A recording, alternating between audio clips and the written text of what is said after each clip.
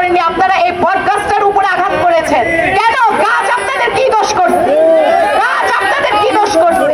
এই গাছ একটা চিহ্ন, সিম্বল, এই কারণে এই গাছের উপর আপনারা হামলা করেছেন। অবশ্যই অবশ্যই সেই হামলাকারীরা আছে, কোথাও না কোথাও দেখবেন লুকিয়ে আছে। সেই জলপাই গাছের কান্না আমরা দেখেছি, তারা ফিলিস্তিনিবাসীদের মন সেভাবে ভেঙে দিতে চেয়েছে। ওই একইভাবে তারা আমাদের মন ভাঙার জন্য, আমাদের এই মাজারে যারা পীর মুর্শিদ যারা আছে, যারা এখানে পাগল আছে, ফকির আছে, যারা এখানে মানত করতে আসে, তাদের মন ভাঙার জন্য, তাদের ভিতর আতঙ্ক তৈরি করার জন্য, এই দেশে একটা নৈরাজ্যের রাজনীতি তৈরি করার জন্য তারা এই গাছটির উপর হামলা করে। তারা তো সেই ইসরায়েলি জায়ান্টবাদদের মতোই, যারা আজকে এই গাছ ভেঙেছেন, মনে রাখবেন তারা সেই ইসরায়েলি জায়ান্টবাদদের মতোই। ইসরায়েলি জায়ান্টবাদদের মতো দেখেই আপনারা কোনো মতাদর্শের উপরে আঘাত করেননি, আপনারা এই বটগাছটার উপরে আঘাত করেছেন। কেন? গাছ আপনাদের কি দোষ করছে? গাছ আপনাদের কি দোষ করছে? এই গাছ একটা চিহ্ন, সিম্বল, এই কারণে এই গাছের উপর আপনারা হামলা করেছেন। অবশ্যই অবশ্যই সেই হামলাকারীরা আছে, কোথাও না কোথাও দেখবেন লুকিয়ে আছে। আজকে হামলা করে আমাদের মাঝখানে কোথাও না কোথাও লুকিয়ে আছে। এই মাজারে আমি যখন আসতাম আমার মায়ের সাথে, আমার নানির সাথে, তখন অসংখ্য স্মৃতি এই মাজারের সাথে এখনো পর্যন্ত আমার মনে পড়ে।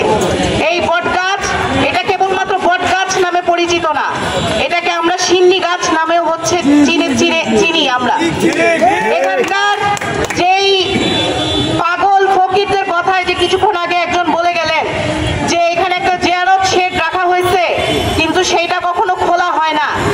খোলা হয় না কারণ তারা যাতে না থাকতে পারে। কেন থাকতে পারবে না? আপনারা একটু ইতিহাস ঘাইটে দেখেন যে এই দেশে ওই ব্রিটিশদেরকে পর্যন্ত, উপমহাদেশে এই ব্রিটিশদেরকে পর্যন্ত তাড়ানোর পিছে এই দেশে ফকির, পাগল, সন্ন্যাসীরা অনেক বড় ভূমিকা রাখছিল। আজকে তারা যদি থাকতো তাহলে এই বটগাছটা হয়তো বা এভাবে কাটা যাইতো না, কারণ তারা কাউকে পরোয়া করে না, আল্লাহ ছাড়া তারা কাউকে পরোয়া করে না। আমরা কিন্তু সবাই এই 15-16 বছর ধরে দেখেছি যে এই দেশে ওই সালমান এফ রহমান এবং এই যে এসে আলমরা, এরা হচ্ছে কারা ছিল? এরা হচ্ছে ওই আশরাফের বংশ ছিল, আশরাফের গোষ্ঠী ছিল, যারা সামান্য একটু হাঁচি কাশি দিলে হচ্ছে বিদেশে দৌড়ায়, সিঙ্গাপুরে দৌড়ায়। কিন্তু আমাদের দেশের সাধারণ মানুষজন তাদের যেই ধর্ম, সেই ধর্মে তাদের যেই আজকে যেই চিকিৎসা ব্যবস্থা, সেই চিকিৎসা ব্যবস্থায় তারা এই এত টাকা ভিজিট দিয়ে তারা ডাক্তারের কাছে যেতে পারে না। তাদের কোথায় যেতে হয়? তাদের মাজারে আসতে হয়। তাদের মনে নানান রকমের বাসনা তৈরি হয়, নানান রকমের কামনা তৈরি হয়, সেটার জন্য তারা মাজারে এসে মানত করে, আল্লাহর কাছে তারা তাদের মানতের জন্য হচ্ছে ভিক্ষা চায়। তারা প্রেমের মাধ্যমে হচ্ছে তারা আল্লাহকে স্মরণ করে।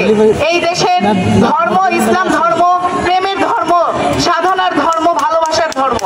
এই দেশে যে 12 আউলিয়া আসে, সেই এক আউলিয়া হচ্ছে এই শাহ আলী বগদাদী রাদিয়াল্লাহু তাআলা। সেই শাহ আলীর মাজার আজকে 1000 বছরেরও পুরনো সেই মাজার। এই মাজারের এইটা কিন্তু আমাদের কাছে একটা ঐতিহাসিক স্থাপত্য। এর উপরে হামলা মানে কেবলমাত্র ধর্মে হামলা না, এটা আমাদের সম্পদের উপরে হামলা, আমাদের ইতিহাসের উপরে হামলা, আমাদের যেই অরিজিন, আমাদের যে শিকড়, সেটার উপরে হামলা করা হয়। বন্ধুরা, আমি এখানে আপনাদেরকে আরো একটি পরিচয় আমার বলতে চাই। ঢাকা বিশ্ববিদ্যালয়ে অবস্থিত হাইকোর্টে যেই মাজারটি আছে, যেটা শাহবাজ মাজার নামে পরিচিত, বংশ পরম্পরায় আমি সেই মাজারের একজন উত্তরাধিকার। সেই আমার বড় আব্বা ছিল সেই মাজারের খাদেম। এখনো পর্যন্ত সেই মাজারে আমার নানি, আমার মামা সবাই হচ্ছে ওখানে অবস্থান করে। সেই মাজারের উপরেও আপনারা দেখেছেন কিভাবে হামলা হয়েছিল। সেই মাজারের উপরে হচ্ছে ওয়াল ভেঙে ফেলেছে, কোরআন শরীফ পর্যন্ত নিয়ে নিয়েছে, দান বাক্সে যেই টাকা ছিল সেই টাকা পর্যন্ত লুটপাট করা হয়েছে। বলি এইসব কিসের জন্য? এই যে অরাজকতা, এই নৈরাজ্য, এটা কিসের জন্য করা হয়? আপনারা দেখেছেন সারা পৃথিবীতে আজকে সবচেয়ে নৃশংস ঘটনা ঘটছে কোথায়? সেই ফিলিস্তিনিতে মুসলমানদের উপরে, হাজার হাজার লাখ লাখ মুসলমানদের উপরে যে নৃশংসভাবে এত দীর্ঘ সময় ধরে ইসরায়েলি জায়ান্টবাদ সেখানে হচ্ছে যুদ্ধ বিগ্রহ চালু রেখেছে। তার জন্য হাজার হাজার নারী, হাজার হাজার শিশু আজকে কিভাবে তারা প্রাণ দিচ্ছে, কিভাবে তারা না খেয়ে ভুকা নাংরা হয়ে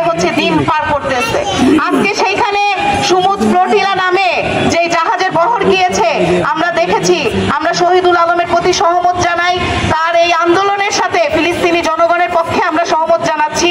সেইখানে তারা দেখেছেন যে কি কষ্টে তারা ত্রাণ পৌঁছে দেওয়ার জন্য চেষ্টা করছে, কিন্তু সেই ইসরায়েলি জায়ান্টবাদ তাদের ওখানে ঢুকতে দিচ্ছে না। ইসরায়েলি জায়ান্টবাদটা কি?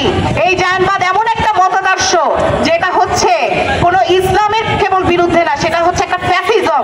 সেটা মানুষকে এভাবে নির্মম ভাবে মারার জন্য, একটা দেশকে দখল করার জন্য তারা এই অবস্থা হচ্ছে কায়েম করেছে। এবং সেই জায়ান্টবাদের বিরুদ্ধে তারা ফিলিস্তিনের